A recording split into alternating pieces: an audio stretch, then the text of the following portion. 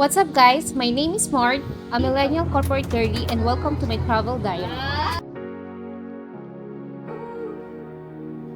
Medyo overdue na itong upload na to, but I really wanted to share a South Korea trip nung August. Usually solo traveler ako, pero this trip is different kasi kasama ko ang aking mga colleagues and super friends. Around 12 AM na kami lumapag sa Incheon Airport. Since wala na kami masakyan na transpo at that hour, no choice kami kundi magstay sa airport hanggang 7 AM para sa bus seat namin papuntang Busan. Grabe, super exhausting ng paghihintay, pero okay lang basta kasamang squad. By the way, for the SIM card, I booked it through Klook, eSIM siya, and then for the cash withdrawal, I used my GCash card, and then for the bus ticket going to Busan, madali lang kayo makakabili sa airport, maraming bus ticket machine. The bus ride from Incheon to Busan took about 4 to 5 hours. Around 2 PM, nakarating na kami sa hotel namin along Hyundai, which we booked through Agoda. After namin mag-freshen up, dumiretso na kami sa aming first itinerary, which is the Sky Capsule, at ang departure niya ay sa Mipo Station.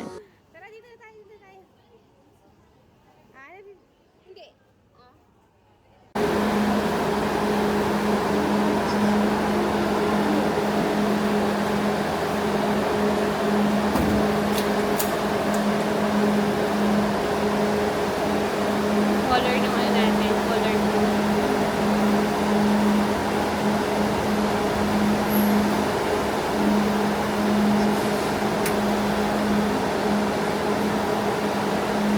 Kaso hindi pa sunset, no?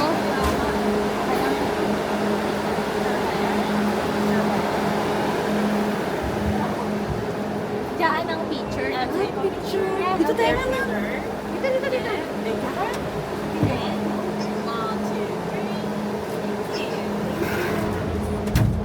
Picturean mo. O, salitan na. Oo, ma'am. O, dyan na yung lahat para dito ang picturean. Ikaw muna dyan naman. Muna namin. Okay na ba? Go. Nag-book kami online ahead of time para sure. This is a cute, colorful capsule na may perfect view of the ocean. Sakto lang yung timing namin. Sobrang ganda ng view, although ramdam talaga namin yung init ng summer. Babalik pa to? Hindi mo. Ayan, Yan. Mabisa lang yung kinuha natin, Go.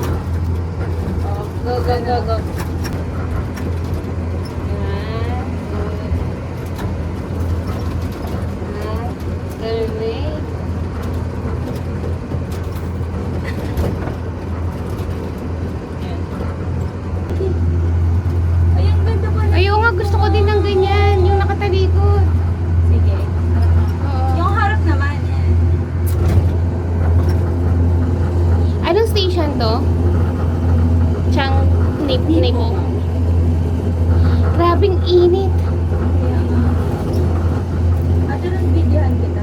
O yung sa'yo na kami. Go. Okay. Ganyan, likod. Oo. Uy, mama. Ay, lakon. Ay.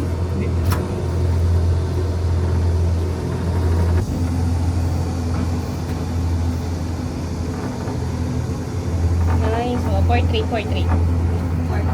Na, yan na. 10, 9, 8, 7, 6, 5, 4, 3, 2, 1. Yung 3, go.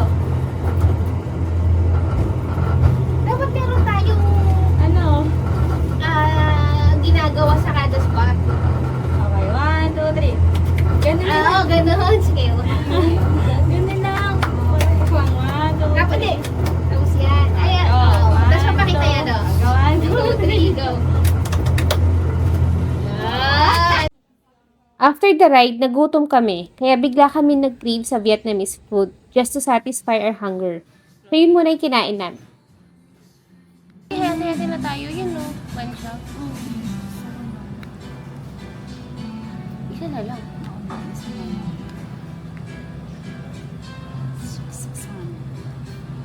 All, hindi, ano yun, nandun ba? Ito, next size. No, all remove pork.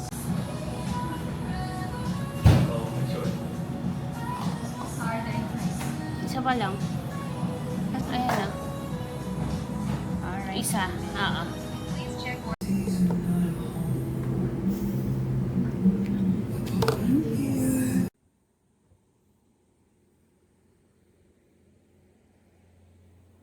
Then we just walk around the area bago sumakay ng bus papuntang Jogalchi Market.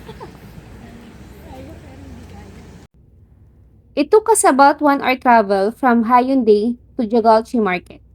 Along the way, napansin namin na ang ganda talaga ng Busan. Sayang lang hindi namin ma-explore masyado sa sobrang init ng panahon. Grupo ni Sandara.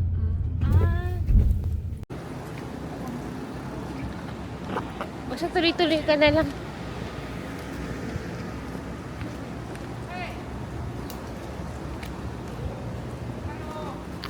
Uy, ano daw? Uy, yummy, yummy daw. Uy, Mimi. Where are you from? Philippines? Oh, sa Maymay kasi. Maymay, Thailand daw, May.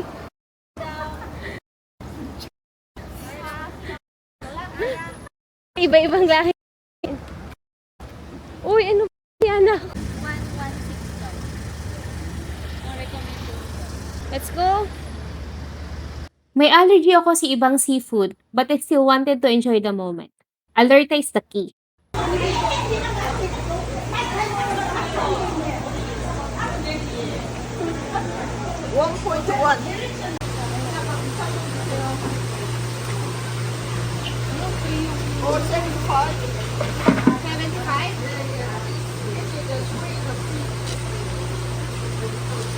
What is that? You?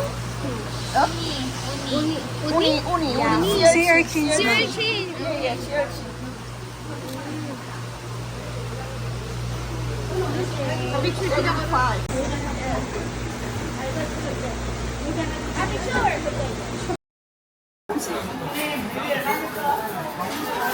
Si bakla. Sawadi ka. Ah!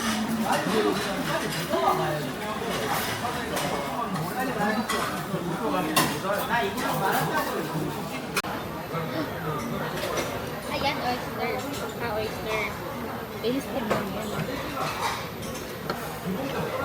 Makita na ito. Uy, gumagalaw pa yung sea urchins.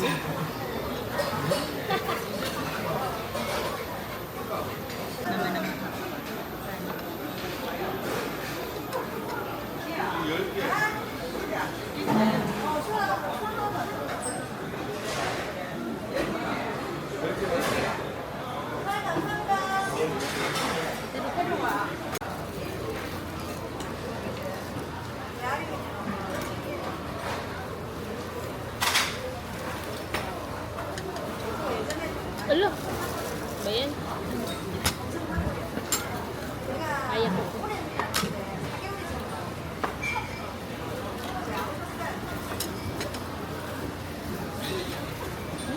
Panganga kami dyan, ha?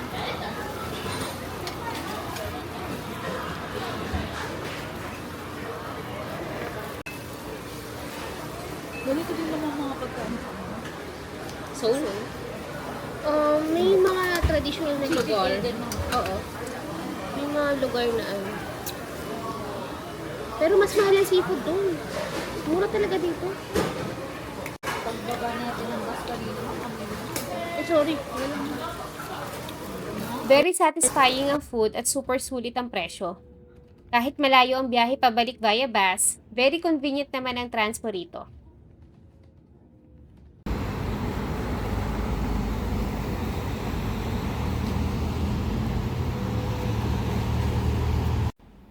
Before going back to our hotel, nagpunta muna kami sa McDo to grab for our dessert.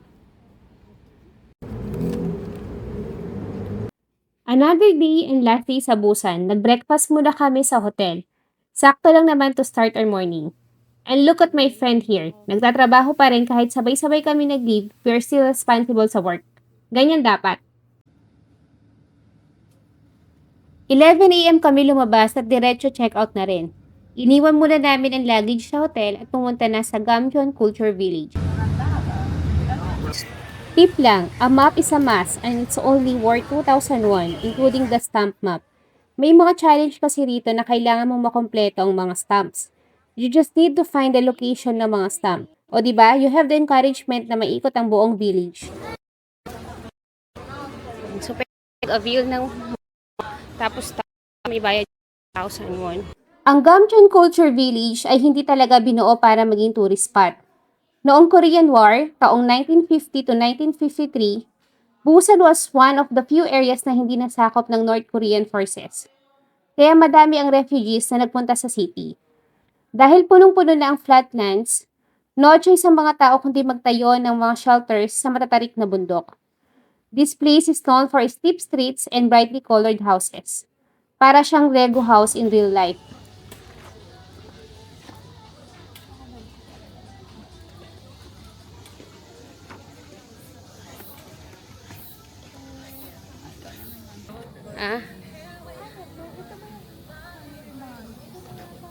Number. Iba pa. Ayan, yan. Aakyat. Baka lalamig, miss. Oh, sarap. Uy, lalamig. Meron bang collagen to? Yes,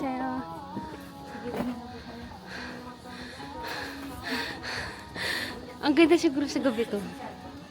No? Eh kaso, kung may light yun, no? Eh kung wala. May,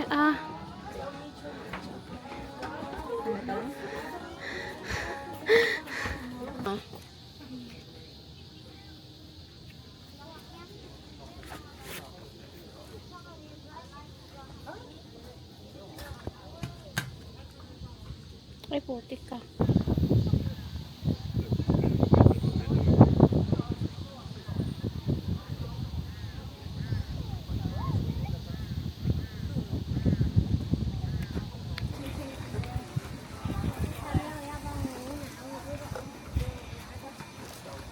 Pasok muna tayo. Excuse me.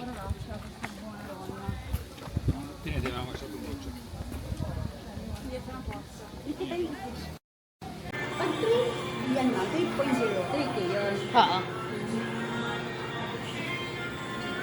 2.6. Sarap po.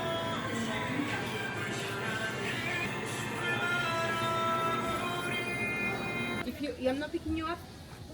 I'm not picking you up.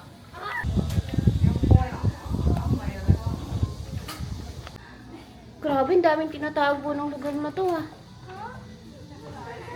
Uy, may picture mo. Picture na natin dito. Grab na natin yung chance dito. Ito pala siya ni. Sili.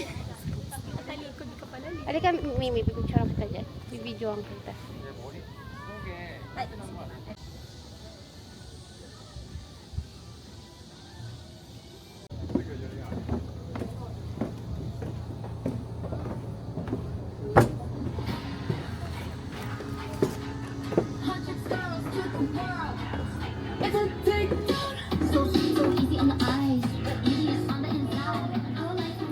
Annyeonghaseyo. Oh, nice.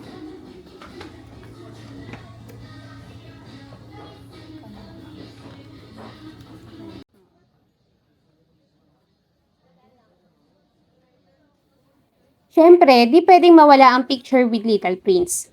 Bakit nga ba may statue ng Little Prince dito sa Busan? French character siya. Actually, he was added during the 2009 art project. Malalim pala ang meaning nito based on my research. The Little Prince is a traveler who goes from one planet to another for the meaning of life and friendship. Just like us tourists, and just like the other refugees who settled here before. Lahat tayo'y naghahanap ng home and connection. Kondo ng pumunta namin. Kita nga nga. Gusto nyo mo mag-selfie? Wait lang, mag-selfie ka muna. Ayaw niya. Ayaw na, tatakot na siya.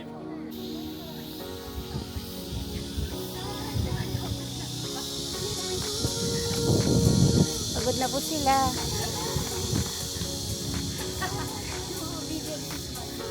Makurot-kurot.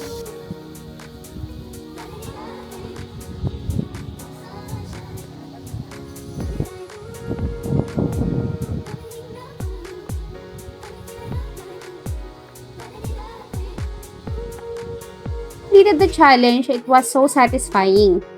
After nyan, kumain kami sa isang local bibimbap store. Sobrang bait ni Ajuma. This place is definitely a must visit pag nasa Busan kayo. After exploring, bumalik na kami ng Hyundai para kunin ang mga gamit namin. Then, sumakay na kami ng KTX papuntang Seoul. Bye for now, Busan. Super bitin pero ang dami naming memories.